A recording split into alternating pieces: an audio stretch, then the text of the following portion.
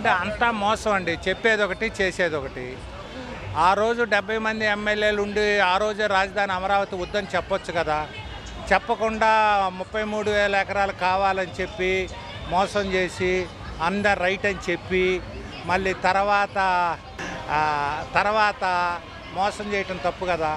అప్పుడే అమరావతి వద్దు, ఏ ఒంగోలు లేకపోతే ఏ వైజాగో కావాలని చెప్తే ఆలోచించేవాళ్ళు కదా సమాజం. అది మోసం కదా, తప్పు కదా.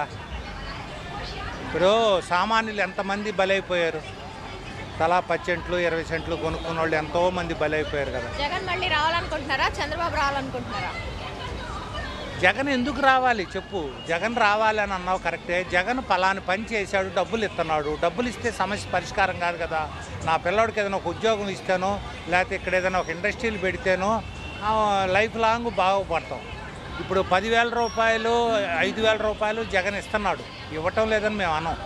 ఇచ్చినందువల్ల సమస్య పరిష్కారం కాదు కదా.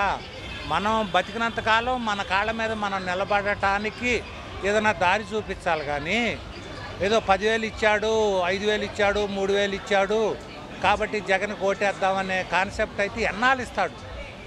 ఇప్పుడు 2 లక్షల అప్పుని 10 లక్షల కోట్లు చేశాడు. అప్పులు తెచ్చుకున్న సంసారం ఎన్నాళ్ళు బాగుపడితే. ఎవరు అయినా కష్టపడి సంపాదించుకుంటే బాగుపడతాం, కానీ అప్పులు తెచ్చుకున్న సంసారం బాగుపడదు కదా. ముందు కష్టపడాలి, 10 రూపాయలు సంపాదించుకోవాలి, బాగుపడాలి, నేను ఉద్యోగం చేయాలి. పెమ్మసాని చంద్రశేఖర్ గారి పైన మీ అభిప్రాయం? బెమ్మసాని చంద్రశేఖర్ గారు కొన్ని 100 కోట్లు 1000 కోట్లకి అమెరికాలో పోయి ఎప్పుడో సంపాదించుకున్నాడు. ఆంధ్రప్రదేశ్ అదేది మత్తు పదార్థాల్లో మత్తులో మునిగిపోతున్నారు. రాబోయే యువతరం బాగా ఇబ్బంది పడతారు. మనలాంటి వాళ్ళు ముందుకు రాకపోతే ఆంధ్రప్రదేశ్లో రాబోయే భవిష్యత్తు చాలా ఇబ్బందికరంగా ఉండిద్ది. కాబట్టి మనకు చేతనైన సహాయం ఆంధ్రప్రదేశ్కి చెయ్యాలి. భగవంతుడు 4 తరాలకు మనకిచ్చాడు.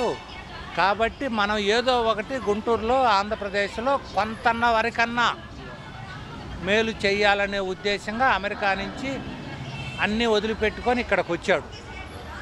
ఆయన ఏదన్నా చెయ్యాలి, ఏదో ఒకటి చెయ్యాలి. లేకపోతే ఈ మత్తులో మునిగిపోతారు.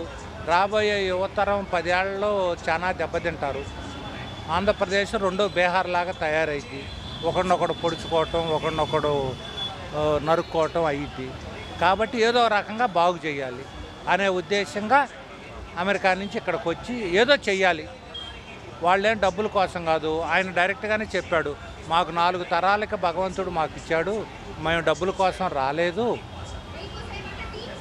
అని ఆయన పబ్లిక్గానే చెప్పాడు.